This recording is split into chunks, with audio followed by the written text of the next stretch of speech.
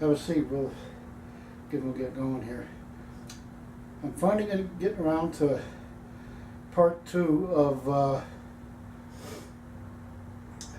the gas valve upgrades on the 160 Pellgun. Again, a variant 1 from 55, 56. And as some of you know, per a friend's suggestion, thanks Jim, I got this Winchester 4x32 AO scope. Didn't cost much. I'll have to look at my records to see how much. I'll put it in the footnote. But it focuses down to 15 feet and 30 feet, 5 and 10 yards respectively, before it goes up to the yard markings here. And even with this eyepiece, you can adjust this thing absolutely crystal clear at 15 feet. I've got the reticle on this one clearer than I've ever seen it. This thing's got lenses that focus so nice that it focuses more like a more expensive scope. That's definitely a bonus. Metal caps.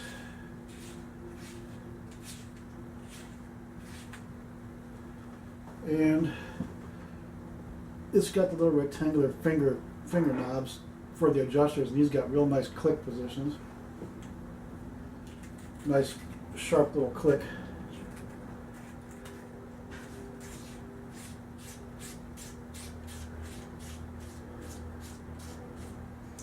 Fine threads, it takes forever to crank that thing back down again. Okay, anyway,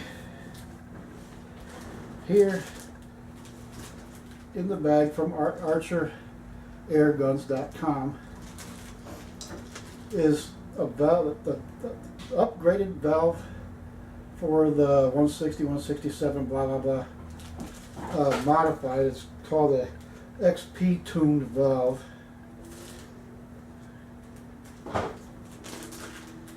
And it comes with extra little seals and stuff, upgrade seals to install it. It's already got the 90 durometer white seal on there, so you don't have to go fool with that. And if you got the QB78, you buy the high flow bolt probe kit. This gives the rifle another 130 feet per second. But this, used in the old 160 here that the QB78s were designed from, you get another 70 feet per second.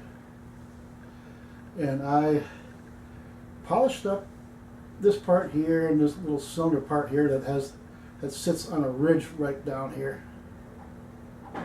below some threads that this goes into, where the piercing pin rides inside that little cylinder. I don't know why he did that. Comes out that little hole there with the usual spring, and you can kind of see the pin, the black pin sitting in there a little bit.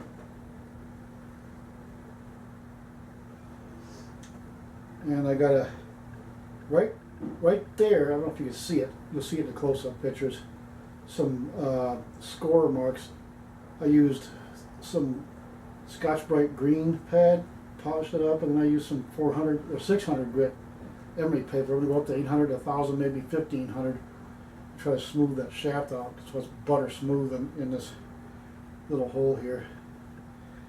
And we kind of take this apart for a second and just show you a quick look through the units here.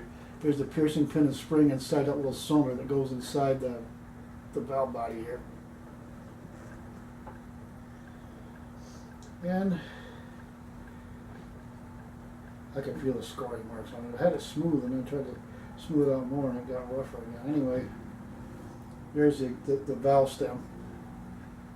It's bigger and conical shaped on the end than the original ones, like say for the 760 or even in this 160 valve. That will finish polishing that to smooth that out, what it looks like inside where you push the valve stem down into.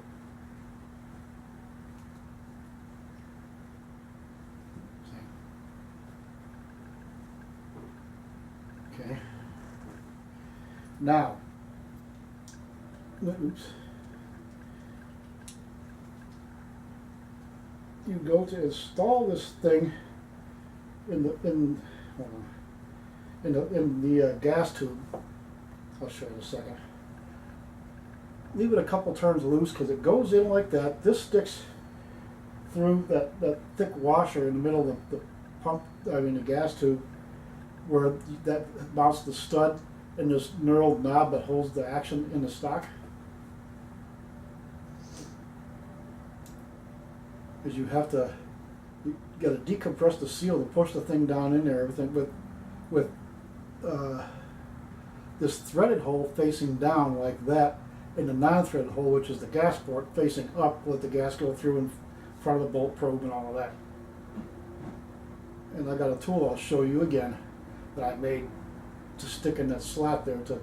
Once I get this thing down in there and get it screwed down in place, then I'll tighten this up, which pushes this 90 durometer seal against the inside of the gas tube. And you could take a hair dryer and heat that tube up real good right where you know this thing is. You can tell by where the screw goes down at the bottom of the tube, right? And then you crank it just a little bit more, and that completely seals this against the inside of the tube, and that thing will not leak gas. That is what the 90 durometer seal on the valve is for. There's one on the seal, okay, and one on this cap here. These caps are so good they even make them to fit the Umarex Fusion and the other rifle it's taken from it, the oddball name. I can't think of it right off the top of my head, but you get rid of the one that's got, you get rid of it. This replaces the Umarex one that's got that rounded cap on it. You pull off, it's got the thing where you let the gas out, but it's got that cheap orangish red seal on there that Crossman stopped using in the mid-50s. And with the 90 durometer white seals, so that this thing is beautiful at holding gas. It'll hold gas for the longest darn time. I'll be doing some chronograph tests here where I do, like when I get this back together, I will be testing 4 pellets. The 3 I did before that you guys know from earlier videos, and then the Gammo Hunter 15.42 grain 22, which works surprisingly well on this rifle. It was, let me see now, the Gammo Platinum PBA 9.7 grain that gave it the 660 feet per second velocity, and the RWS, well, the pointy one,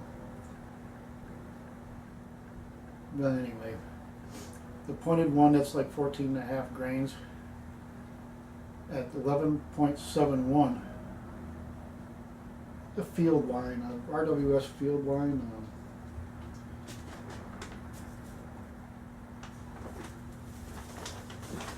Coffee coming.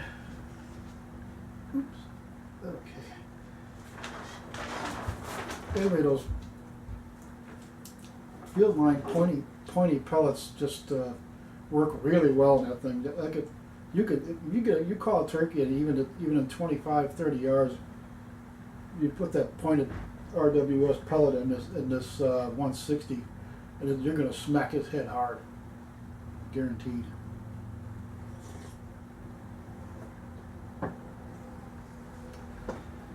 I love that Ninja coffee maker. On the rich setting, makes a good cup of coffee. Even makes the cheap stuff taste good.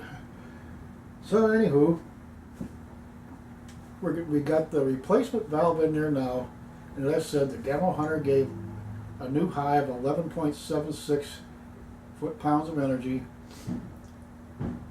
but it was the Gammo Platinum PBA 9.7 light alloy that gave it the high of 660 feet per second. So once we get this valve in there, get it lubed up and touch up some of the blooming and everything around the receiver area, everything from taking the scope on and off 15 zillion times, trying to get the thing to seal up. Now that I know that, this, you got to make sure this shaft is polished up real good. Polish up the metal parts inside and use Pellgun oil to lube the valve stem and the seal, and little things like that in there, so everything works real smooth. And when you put the CO2 cartridges in that thing, put a drop of Pellgun oil on the top, the skinny end of the CO2 cartridge when you go to put them in.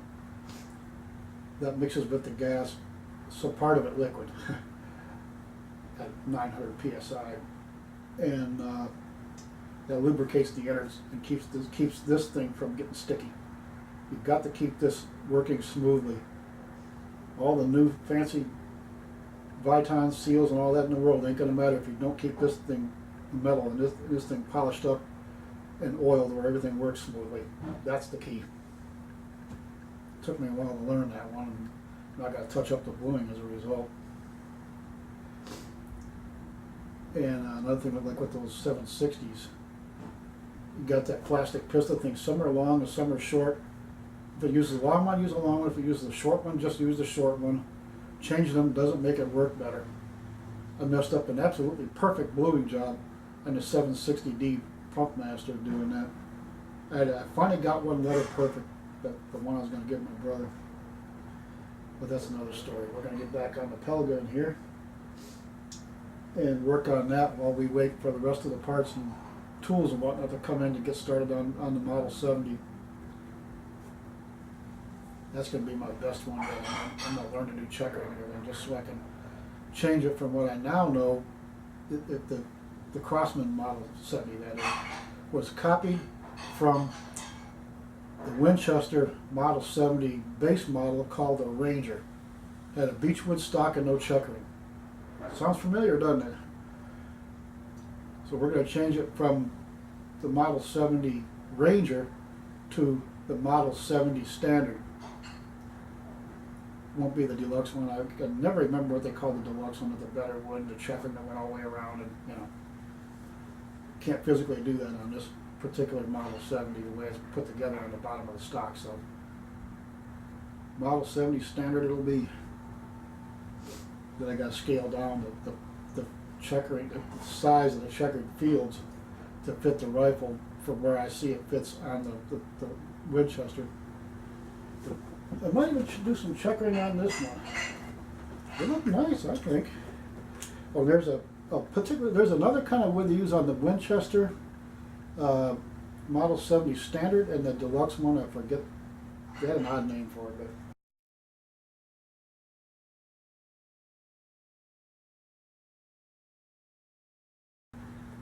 Put some checkering like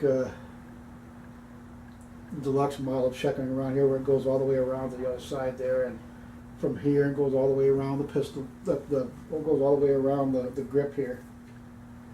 That would look beautiful on this elm with that amber colored stain, number 231 gun stock, Minwax.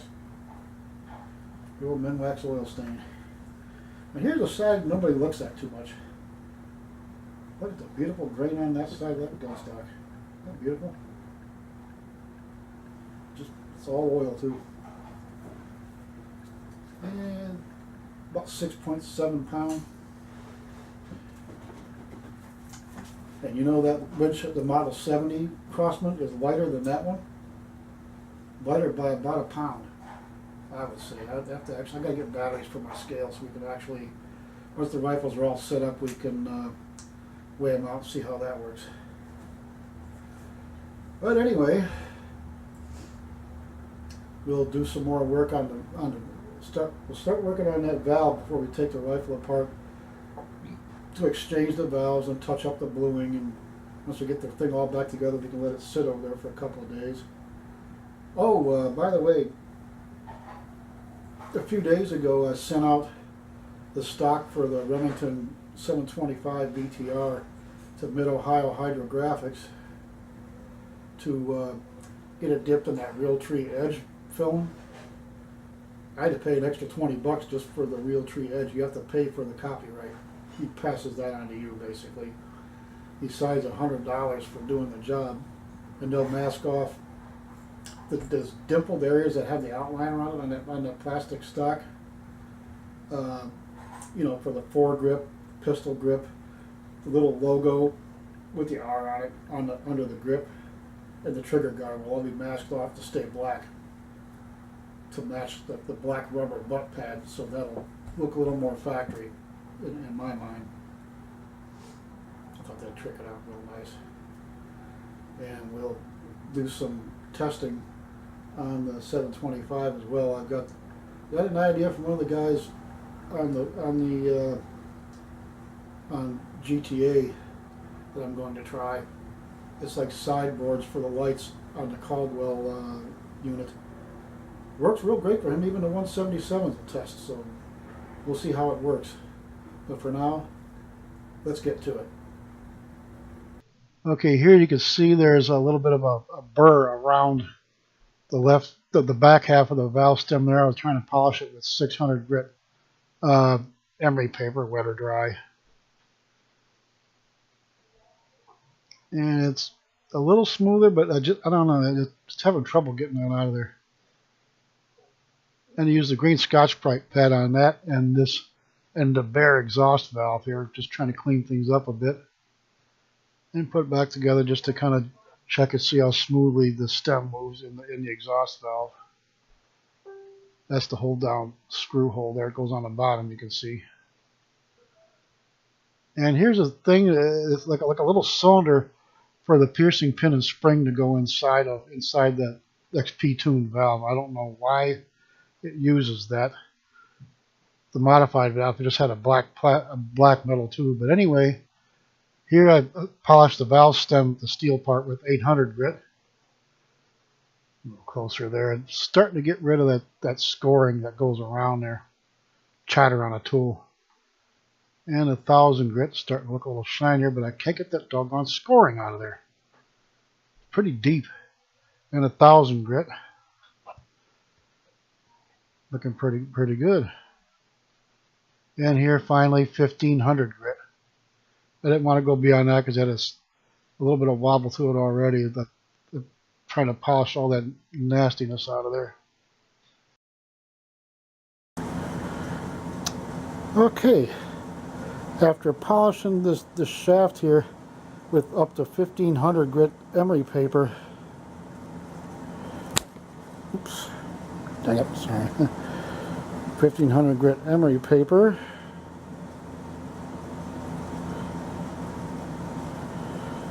It's nice and smooth. I hear a little bit of wobble in there, but not much. You still feel the scoring, just not as much. That just had to be smoothed out so that it'll slide back and forth freely. It's the back and forth motion of this part here that works the piercing pin and allows the gas to flow when you cock the bolt and all that stuff. So got that ready finally. Okay, I'm loosening the scope mounts. I had to remove one and loosen the back one to be able to pull the scope off to access the action and the breech tube and all of that. The breech is scratched up from taking it apart a dozen times to get it to seal. But we can fix that easy enough with a Q-tip and some perma blue. And here you can see the logo. Vertically on the end there's the serial number. Took the knurled knob off the bottom so to remove the barreled action from the stock. And then the piercing cap from the front of the gas tube there under the barrel. And then the scope tool also fit that Allen screw there that goes in that little hole in front of the breech opening to be able to loosen and remove the barrel. Simple step there. And here is the bolt you take out of the back to remove the safety switch and the two end caps for the tubes. And here is where you take out the screw that goes into the valve through the bottom of the gas tube next to that, in front of that stud there.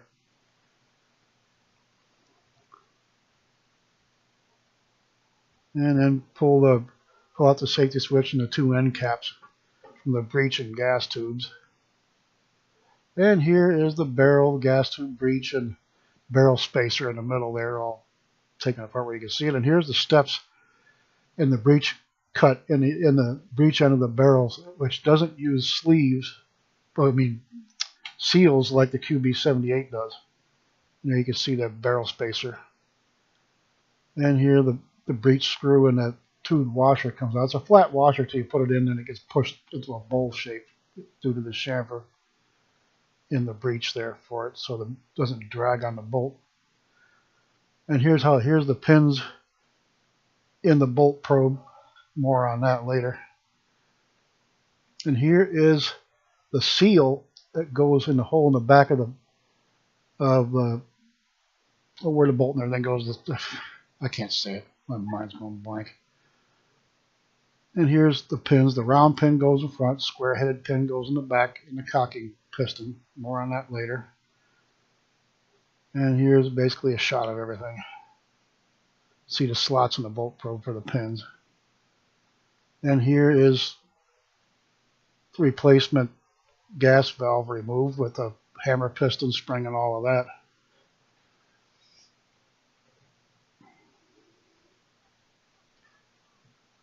And a little close up of the valve there, which was a Crossman 63 redesign. And here's the Archer XP Tune improved version, which gives another 70 feet per second. And here it is installed with the threaded bolt hole properly aligned on the bottom of the tube, and so you could put the screw in it here in front of that stud to hold the valve in place.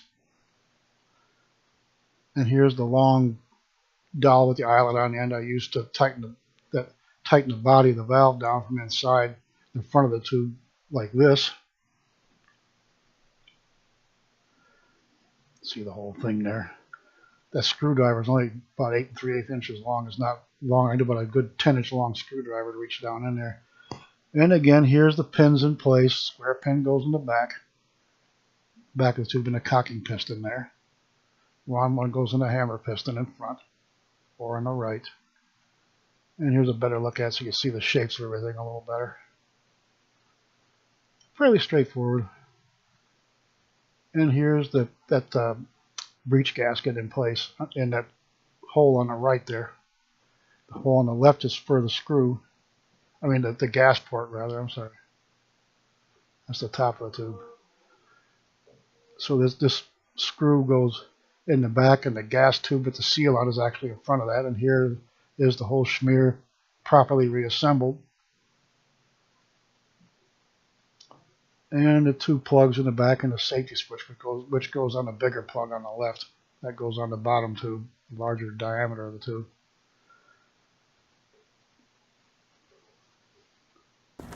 Okay, see if I can bounce this camera just right to show you guys this. This is the safety switch, and you can see the little red dot in there. I'm trying to hold it straight because I can't hardly see what I'm doing here. And basically, there's a little hole right there that's a little spring and a chuck ball stuck in there. I can't get out, and it doesn't really matter anyway. It's just a detent. Anywho, this goes in there like that. Got to line up the bolt holes, and that little half round at the bottom of this one fits on top of there. Again, there's the little half round part. Get that all lined up like that, and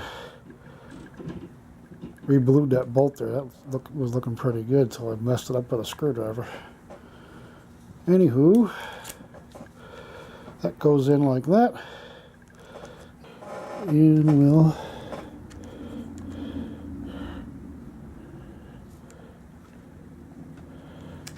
trying to show you this and do it at the same time. Got the camera balanced on my belly, so that's fun.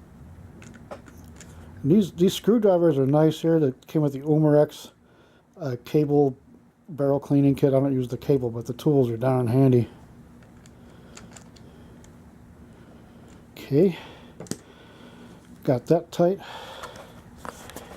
So now, as you can see, the end caps are back in place.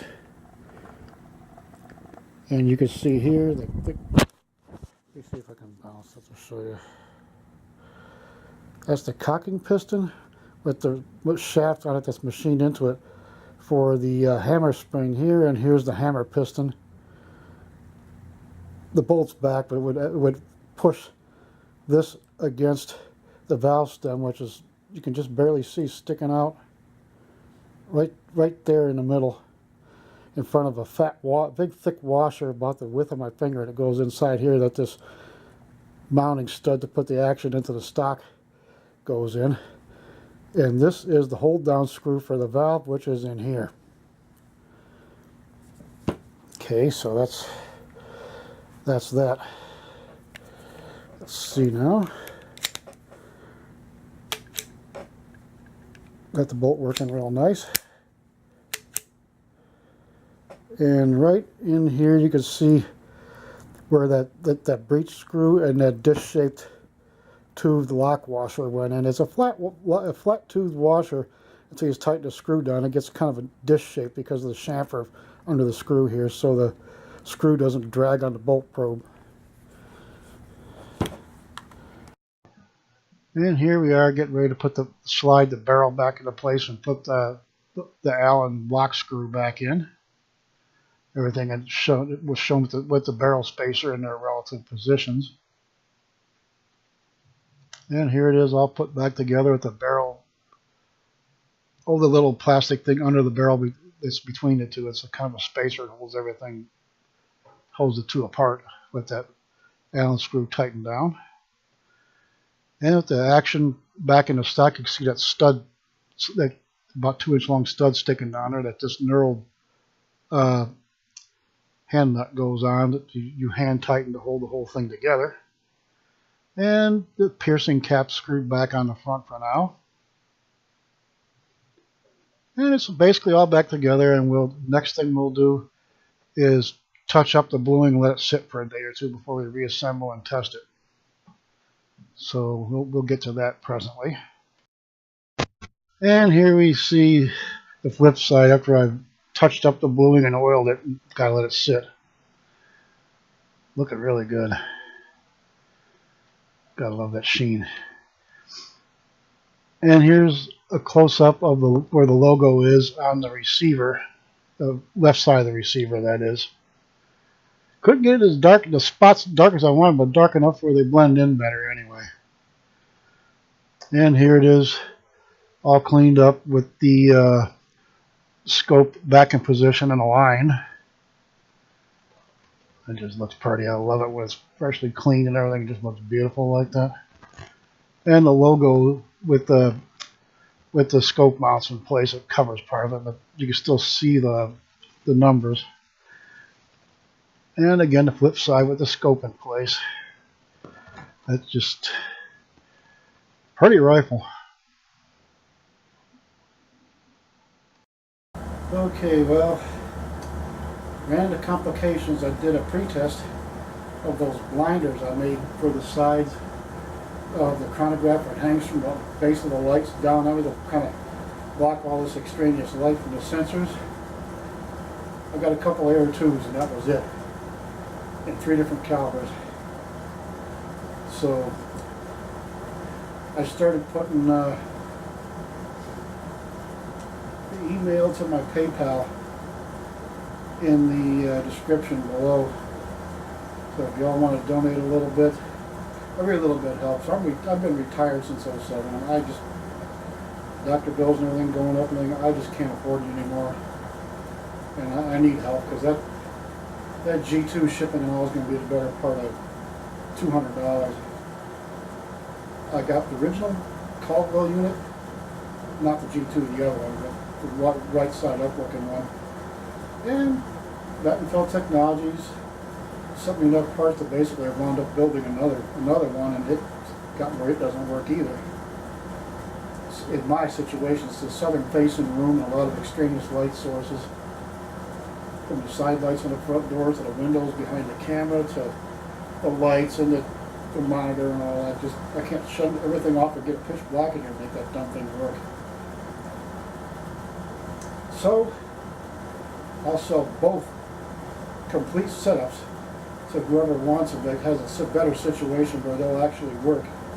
They work, they just don't work in my situation. So I'll sell both complete setups for 150 bucks, and that's $179 for one.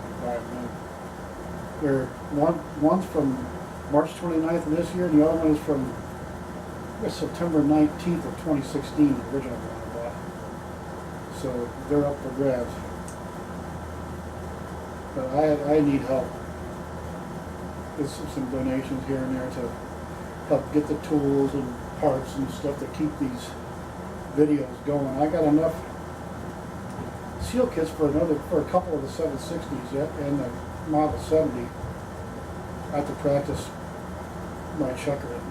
I've never done it before with regular checkering tools anyway. Checkering file didn't work that great. Anyway, so I put a couple of CO2 cartridges in this one with a drop of Pellgun oil on the tip and put them down here, screw the cap on, and you back it off a fraction of a turn, maybe an eighth of an inch, to let the gas out after you pierce them. And it must have let about half the gas out. So once I got to where it shoots normally, it sounds like it's shooting, and you got to prime the pump, so to say, with these things before you can actually start shooting. So now we'll switch camera positions, and we will try it a couple of times. I'm sorry I can't do the chronograph testing. The chronograph is foobarred. So far as this room is concerned, it just won't work in here anymore, and I can't figure out why. No matter what I do, it doesn't work or gives errors, which means there's too much light coming from someplace. Because we've got an archway over here with side lights on the front door there, and two windows over here that are down to the floor, so to say, with big tall windows. Not a good thing. So without further ado, we'll see how this thing shoots. Alrighty. Got 22 caliber Gamma Hunters, 15.42 grain. It worked pretty good in my Striker 1000 X22, and with the replacement valve, sort of the mid-power one from Archer, it shot pretty good. Can't put it that way. Okay, now, once again, may fortune favor the foolish. Here we go with the new valve. Oops. I have to take the caps off. Hopefully. Wow. Holy Mesmeralda. You hear how much louder that thing is? And I gotta try to remember there's 1 second, like one frame of film where you can see the CO2 plume coming out of the barrel. So you can compare it to some of the other pictures I showed on, I think on Facebook, maybe on GTA too, where compare the size of the CO2 plume coming out behind the pellet, which, as I said, is just one single frame.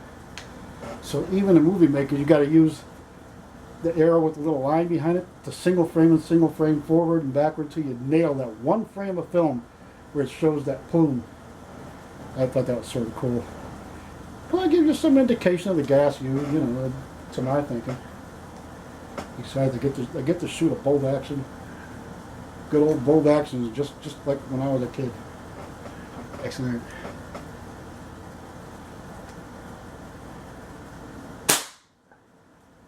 Well, that's a hair trigger on that son of a gun too.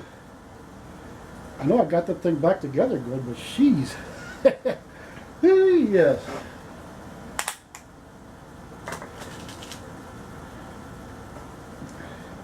Okay, one more shot.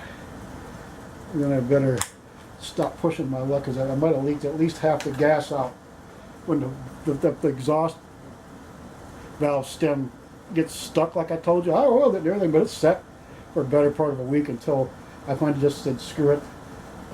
I gotta test it out for you guys at least, since the Caldwell chrono is not working.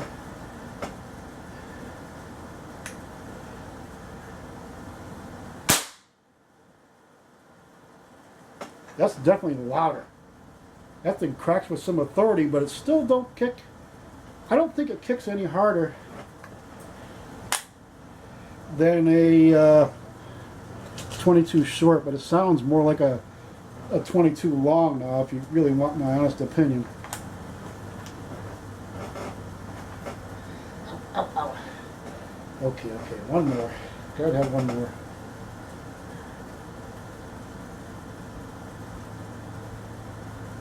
Oops, got to kick the safety off. Right under the R. But that's definitely louder. I'm making sure I'm shooting roughly around the center of that thing in case it decides it might be able to go through all four 1-inch layers of hard foam insulation I showed you guys in the final modular backstop video. Oh, and another way you can tell these things are on the last shot's worth of gas is it'll make the normal sound when you shoot it, but right immediately after that, after it fires, it vents what little gas is left. That's not enough for another shot. It feels the pressure by spring tension. That's my current theory. Oh, and automatic safety here, you gotta kick it forward like that. You can see it's a little red dot right here. That's the original paint too. That and the booing on the trigger is original. Okay, anyway.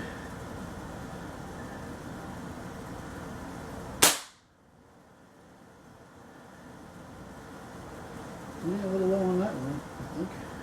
Hard to tell. I was aiming at the red dot on the left, the center there. A little above that and got it in there anyway.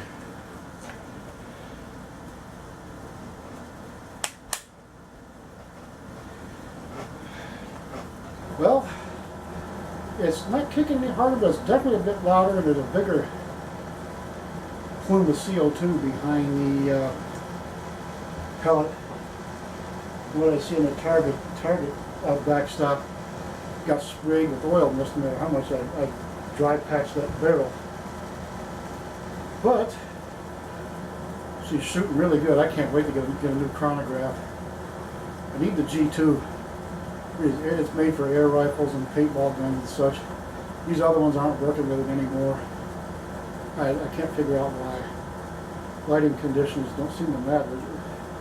There's just too much extraneous light, and they're coming in behind it from one way and the other, and I give up. I've got to get the G2 because that's the one that's made for air guns and stuff. It's upside down. The lights are down here. The unit is up here with the sensors in the bottom of the unit. So it's reversed, and they say that works with these air rifles and air-powered guns and such.